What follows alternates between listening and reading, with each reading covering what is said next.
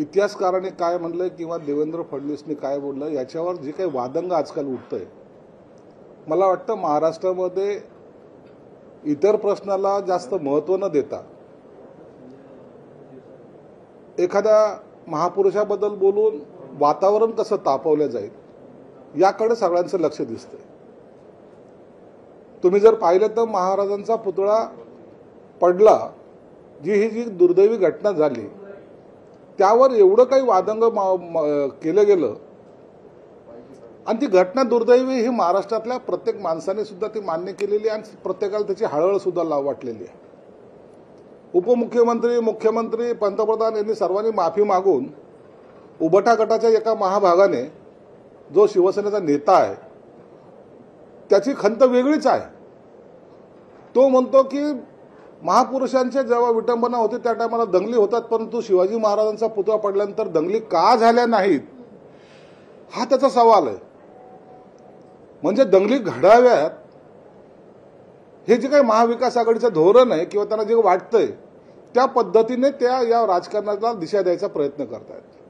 हे सर्व घडतंय कशासाठी की या सरकारने जे काही योजना आणल्यात, मुख्यमंत्री माझी लाडकी बहीण योजना, त्याच्यावर कुठेतरी पांघरून पडलं पाहिजे, ते कुठेतरी झाकल्या गेलं पाहिजे आणि म्हणून अनेक गोष्टी या अशा काढून मग सुरत का लुटली, मग सुरत यांनी लुटली का त्यांनी लुटली, कशामुळे लुटली? अरे ज्यांनी मुंबई लुटली त्यांच्याबद्दल बोला ना. बोलतायत कोण हे? ज्यांनी अख्खी मुंबई लुटली, ज्यांनी पत्रचाळीतल्या माणसाला इंग्रजावर धाक दडपशाही दाखवण्यासाठी त्या व्यापाऱ्यांना जर शिवाजी महाराजांनी लुटला असेल तर समजू शकतो, परंतु इथलचे जे लोक आहेत ते आपल्या मराठी माणसाला लुटूनच इकडचं जे काही आर्थिक त्यांचं भांडवल आहे ते लंडनकडे घेऊन जातात, त्याच्याकडे कोण पाहणार आहे? परंतु ह्या गोष्टी मला वाटतं अशा वेळेला झाल्या नाही पाहिजे. मराठवाड्यामध्ये पाऊस होतोय, लोक वाहून चाललीत, शेतीचं नुकसान चाललंय, अनेक लोक बेघर झालेली आहेत, लोक ओरडतायत, त्यांना कुणी वाली नाही अशी परिस्थिती निर्माण झालेली आहे. सरकार तिकडे काम करतंय आणि दुसरीकडे यांचं चाललंय की आता काय होईल. अरे दंगली करायच्या तुम्हाला तर तुम्ही करा, परंतु तुम्हाला दुर्दैव तुमचं असं आहे की सर्वसामान्य माणूस यांना साथ देत नाही. सर्वसामान्य माणूस यांच्याबरोबर उभं राहत नाहीये. आम्हाला त्या प्रश्नाला महत्त्व देण्यात जास्त इंटरेस्ट आहे ज्या ठिकाणी पूर आलेला आहे, ज्या ठिकाणी शेतीचे पिकं सगळे वाहून गेलेले आहेत, जो बेघर झालेले जे काही लोक आहेत त्यांच्याकडे लक्ष द्यायला आम्हाला तिकडे जास्त वेळ द्यायचा आहे. म्हणून आम्ही या सगळ्या गोष्टीवर गांभीर्याने त्यांचं घेत पण नाही. महाराजांबद्दल असलेला आदर हा प्रत्येक भारतीयांना आहे आणि म्हणून पुतळ्याची निर्मिती लवकर चांगल्या पद्धतीने व्हावी ही सर्व शिवप्रेमीची इच्छा आहे. आणि मला वाटतं यामध्ये सुद्धा ज्यांनी मराठा समाजासाठी आरक्षणाचं आंदोलन केलं त्या जरांगे पाटलांनी सुद्धा बोललंय की महाराजांच्या नावावर राजकारण करू नका, तरी काही लोक थांबायच्या मार्गावर नाहीत. ही येणारी विधानसभा डोळ्यासमोर ठेवून या पद्धतीचं वक्तव्य करणं मला वाटतं सर्वसामान्य माणसाला पचनी पडत नाही, म्हणून त्यांना त्यांची जागा निश्चित दाखवली जाणार आहे. पण सर एकूणच मुद्दा येतो की सुरतची लूट झाली की नाही, कारण एकीकडे इतिहासकार स्पष्टपणे म्हणतात की सुरतची लूट झाली होती किंवा आणि आता फडणवीस म्हणतात की असं काही झालंच नाहीये. तर सुरतची लूट झाली का नाही, फडणवीस काय म्हणतात, मग अफजल खानाचे कोतळा बाहेर काढला का नाही, हे सर्व प्रश्न आताच्या घडीला महत्वाचे आहेत का? काय याच्यावर चर्चा होत आहेत?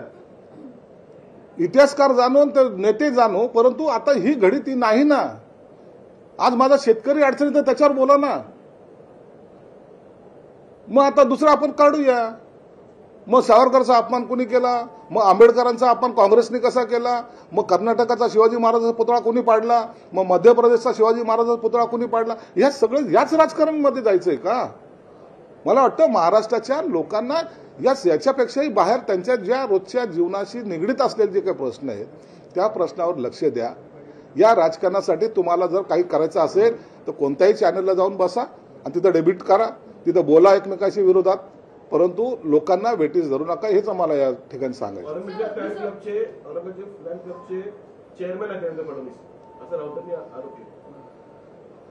औरंगजेबाच्या फॅन क्लबचे चेअरमन देवेंद्र फडणवीस आहेत का उबाटाचे नेते आहेत हे सर्वांना माहिती आहे. ज्यांनी ज्यांनी औरंगजेबाला नमन केलंय त्यांच्या मांडीला मांडी लावून बसणाऱ्याने अशी भाषा बोलू नये. तुम्हाला लोकसभेमध्ये पाकिस्तानचा झेंडा घेऊन जेव्हा नाचतात तुम्ही, जेव्हा त्या मुसासारख्या आरोपीला घेऊन त्या मिरवणुकीमध्ये सामील करता, तुम्हाला तो बोलण्याचा अधिकार नाहीये. तुम्ही आता त्या गोष्टीवर बोलणं न बोललेलंच बरं राहील. नसता तुमचे सर्व कपडे ही जनता उतरवेल. सर, एकीकडे मालवणमध्ये महाराजांच्या पुतळ्याची दुर्घटना बघायला मिळाली, तर दुसरीकडे आता रत्नागिरीमध्ये देखील जे मावळे होते त्या मावळ्यांच्या पुतळ्याची विटंबना काल रात्री कुणी केली आहे? हे सर्व महाआघाडीचे नेते काही ना काही घडवण्याचा प्रयत्न करतायत. महाविकास आघाडीला या महाराष्ट्रामध्ये दंगली हव्यात. त्यांना चांगल्या प्रकारे माहिती आहे की गेल्या 2.5 वर्षाच्या कालखंडामध्ये त्यांनी कोणतंही काम केलं नव्हतं.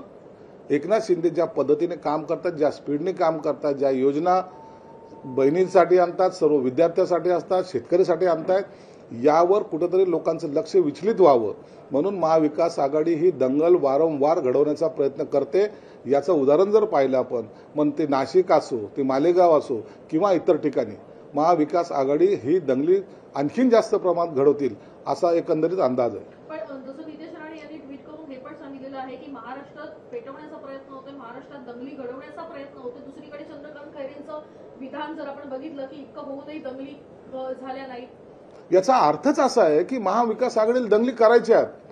उद्या आणखीन काही महापुरुषांच्या पुतळ्याची विटंबना होऊ शकते आणि हे महाविकास आघाडी घडवणार आहे हे मात्र निश्चित झालेलं आहे. त्यांचा टार्गेट आता जे ठरलेलं आहे की आपल्याला कोणत्याही परिस्थितीत ही जी निवडणूक येणारी निवडणूक आहे ही विकासाच्या मुद्द्यावर घेऊन जायची नाही, तर ही महापुरुषांच्या नावावर घेऊन जायची. गेल्या लोकसभेला जसा घटना बदलणार आहे किंवा मुसलमानाला इथून स्थलांतरित करणार आहेत, त्याच पद्धतीने एक नेरेटिव्ह त्या ठिकाणी सेट करायचा आहे. कालचा जर तुम्ही आंदोलन पाहिलं तर त्या आंदोलनामध्ये अत्यंत हास्यास्पद होतं. काय जोडे मारतायत, काय हसतायत, काय चालतायत आणि हे सर्व तमाशा फक्त यासाठी की हम सब एक है दाखवण्याचा त्यांनी केलेला प्रकार होता. सर, महाविकास आघाडीने सर्वे केलेला आहे, त्यामध्ये महायुतीला कमी जागा मिळताना दिसत आहेत. जसं भाजपला 40, शिंदे म्हणजे तुमच्या पक्षाला 20-22 आणि अजितदादा यांना जेमतेम 15 जागा या सर्वेमध्ये पाहायला मिळतात. महाविकास आघाडीने केलेला तो सर्वे आहे. मूर्खाच्या नंदनवनात ते वावरतायत आणि अशा सर्वे आपलाच एजन्सी आपल्याच पद्धतीने काढायचा सर्वे आणि आपणच तो सादर करायचा. आनंदात हे जर राहत असेल तर राहू द्या. आता आम्हाला जागा मुळामध्ये एवढ्या जास्त दाखवल्या कसा हाच आम्हाला प्रश्न पडलाय. 288 पैकी 280 जागा ते जिंकणार आहेत असं जर त्यांनी म्हटलं असतं तर आम्हाला आनंद झाला असता. परंतु असे बोगस सर्वे करून लोकांची दिशाभूल होत नाही. त्यांना माहिती आहे एक तर त्यांची युती होणार नाही हेही तेवढं सत्य आहे. आता काही दिवसांतर 8-10 दिवसांतर तुम्ही जर पाहाल त्यांचा सर्वे आणि त्यांची असलेली युती ही तुम्हाला दिसून येईल. सर, पुणे गँग ऑफ पुणे झालंय का असं दिसतंय, कारण गुंड रील्स काढतायत. एकीकडे कोयता गँगची दहशत आहे, प्लस नेते गुंड्यांकडून सत्कार केला जाते नेत्यांकडून. आज जो गुंड मारले गेला माजी नगरसेवक हा कोणत्या पक्षाचा? राष्ट्रवादीचा. मारले कोणी? त्याच्या बहिणीने काहीतरी सुपारी दिल्याचा पोलिसांचा जो काही दावा आहे त्यात त्यांना अटकही केलेली. ही जी झालेला प्रकार आहे तो घरगुती कारणावरून झालेला प्रकार आहे. मागे एका गुंडाने चंद्रकांत दादाचा सत्कार करताना दाखवलेला फोटो आहे. मी असा अनेक फोटो दाखवू शकतो. सार्वजनिक जीवनात वावरताना मंत्री असेल, नेता असेल, यांना काही लोक भेटायचा जरूर प्रयत्न करतात. म्हणून त्यांच्याशी त्यांचा संबंध जोडणं योग्य नाही. परंतु गुंडाचा बंदोबस्त केल्याशिवाय हे सरकार मागे पुढे पाहणार नाही आणि सर्वांवर आता ज्या पद्धतीने कारवाई होते त्यामुळं काही गुंड तर महाराष्ट्र सोडून जाण्याच्या सुद्धा विचारत आहेत. पण सर, पुण्याचं हिट अँड रन प्रकरण असू दे नाहीतर कोयता गँगचं प्रकरण असू दे नाहीतर मग काल जसा गोळीबार खुले झालेला बघायला मिळाला होता, एकूणच पुणेच्या या प्रकरणामुळे फडणवीसांनी राजीनामा द्यावा अशी मागणी सध्या जोर धरू लागली. काही झालं ना तर देवेंद्र फडणवीसने राजीनामा द्यावा, त्या खात्याच्या मंत्र्यांनी राजीनामा द्यावा. लोकप्रतिनिधी म्हणून आपली ही सुद्धा काही जबाबदारी असते.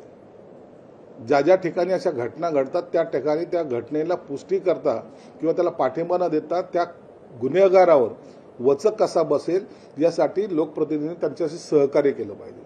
परंतु घटना कोणतीही घडो, सरकारला टार्गेट कसं करायचं हेच फक्त या महाविकास आघाडीचं धोरण आहे. लोकांची भाषा बोलत आहेत? नाही, ते त्यांचं वैयक्तिक मत असू शकतं, परंतु जरांगे पाटलाला माहिती आहे की मुख्यमंत्री एकनाथ शिंदे साहेबांनी जे काही मराठा समाजासाठी केलंय ते गेल्या 40 वर्षात कोणी केलं नाही आणि हा सर्व समाजही ते जाणतोय. म्हणून कोण कुणाची भाषा बोलण्यापेक्षा आपण काय करतो याला आम्ही महत्व देतो. सर, एकनाथ खडसे नेमके कोणाचे आहेत? ते महाविकास आघाडीचे की महायुतीचे? कारण भाजपचे नेते म्हणतात ते आमचे आहेत. आता एकनाथ खडसे कुणाचं हे गिरीश महाजनाला विचारा. जर लाडकी बहीण योजना त्याचा चांगला रिस्पॉन्स येतो, 31 ऑगस्टची शेवटची तारीख होती, त्याची पुढे वाढ होणार का? निश्चित त्याच्यात वाढ होणार आहे. सप्टेंबरपर्यंत त्याची वाढ करण्याचा सरकारचा निर्धार आहे. तोपर्यंत ज्यांना नोंदणी करायची त्यांनी करून घ्यावी. ही योजना बंद होणार नाही. प्रत्येक लाडक्या बहिणीच्या अकाउंटमध्ये पैसे जात नाही तो पण हे सरकार शांतही बसणार नाही. म्हणून लाडक्या बहिणी योजनेचा जो इफेक्ट आहे, जो परिणाम झालेला आहे, तो महाराष्ट्रामध्ये ग्रामीण भागापासून शहरी भागापर्यंत प्रत्येक जण आज आनंदात आहे आणि हा आनंद काही लोकांना पाहवला जात नाही. म्हणून हे अशा दंगली घडवण्याचा प्रकार ते करतायत. सर, रामराजे निंबाळकर शरद पवार गटात जाणार असल्याचं कळतंय. त्यांचं असं म्हणणं की जयकुमार आणि निंबाळकर जे आहे ते त्रास देत आहेत. रणजित सिंग याबद्दल देवेंद्र फडणवीस साहेब योग्य निर्णय घेतील. मला वाटतं हे पेल्यातील वादळ आहे आणि याचा निर्णय लवकर लागेल. कोण कुठे जाईल, पश्चिम महाराष्ट्रामध्ये अशा घडामोडी जास्त प्रमाणात होत असतात, परंतु आता तो प्रकार थांबवण्याचं काम खऱ्या अर्थानं देवेंद्र फडणवीस करतील. शिवसेनेचे दोन्ही गट एकत्र यावे अशी मागणी पुन्हा एकदा जी आहे ती जोर धरू लागलेली आहे. कारण महाराष्ट्रात जो प्रादेशिक पक्ष आहे तो शिवसेना आणि शिवसेनेचे हे दोन गट एकत्र यावे आणि आगामी निवडणुकीला सामोरं जावं अशी अनेक जणांची इच्छा आहे. हे सगळ्यांची जरी इच्छा असली ना तर राऊताची ती इच्छा नाही आहे. कारण की राऊतांनी घेतलेली सुपारी ही जर फेल गेली तर त्याचा जो काही मालक आहे तो त्याच्यावर रागवेल आणि ज्या पद्धतीने त्याने उबाठा गटाचे शक्ल केलेली आहे त्याला तोच स्वतः कारणीभूत आहे. परंतु त्याला आजही कोणीही थांबवत नाही. हे त्या उबाठा गटाचं दुर्दैव आहे. प्रत्येक शिवसैनिक हा त्या संजय राऊतच्या विरोधात काय बोलतो हे जर पर्सनली जर आपण जर ऐकलं तर याच्यासारखं घाण कॉमेंट्स मला वाटतं शिवसैनिकाकडून होतात. त्या ऐकल्यानंतर आम्हाला सुद्धा वाईट वाटतं. परंतु आता उबाठा गटानेच जेव्हा ठरवलंय की आपल्याला काँग्रेस आणि राष्ट्रवादी शरद पवारांच्या मांडीवर बसायचं, म्हणून आता एकत्र येण्याचा रस्ता मला वाटतं बंद झालेला आहे. सर, 10 दिवसात जागा वाटपाचा जो काही प्रश्न आहे तो सुटणार आहे आणि जागा वाटपाचा जो काय निकष असणार आहे, नेमकं काय क्रायटेरिया असणार आहे? जागा वाटपाचा क्रायटेरिया एकच असणार आहे की निवडून येणाऱ्या उमेदवाराला उमेदवारी. मग एखाद्या पक्षामध्ये सपोज भाजपमध्ये सुद्धा एखाद्या जागेवर निवडून येणारा उमेदवार नसेल तर त्याच्याऐवजी दुसरा उमेदवार दिला जाईल, किंवा शिवसेनेमध्ये जर तसा असेल तर त्याच्याऐवजी दुसरा उमेदवार जाईल. परंतु निवडून येणारा हाच एक क्रायटेरिया असणार आहे आणि या महायुतीमध्ये सर्वांचं समाधान होईल अशी ती युती होणार आहे. म्हणून त्याची काळजी कार्यकर्त्यांनी करण्यापेक्षा नेते स्वतःच करतायत. मुख्यमंत्री असेल, दोन्ही उपमुख्यमंत्री असेल, 2-3 दिवसामध्ये बसतील आणि याबद्दलचा निर्णय सुद्धा जाहीर करतील.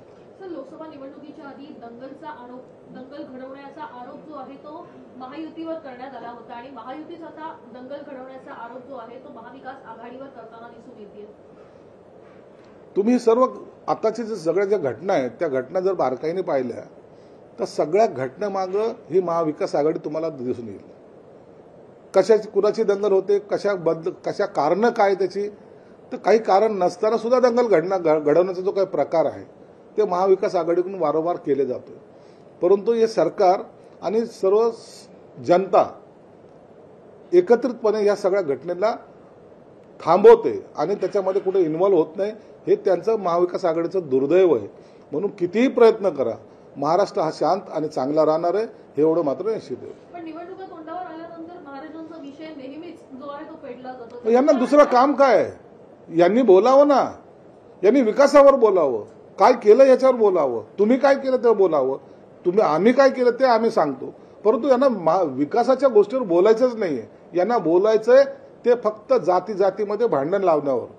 यांना मराठा समाज एकत्रित राहू द्यायचा नाही, यांना ओबीसी समाज एकत्रित राहू द्यायचा नाही, यांना दलित समाज एकत्रित राहू द्यायचा नाही, यांना मुस्लिमांना भीती दाखवायची. आणि म्हणून या सगळ्या भीतीपोटी मग आपलं राजकारण कसं चालेल हे पाहत आहेत.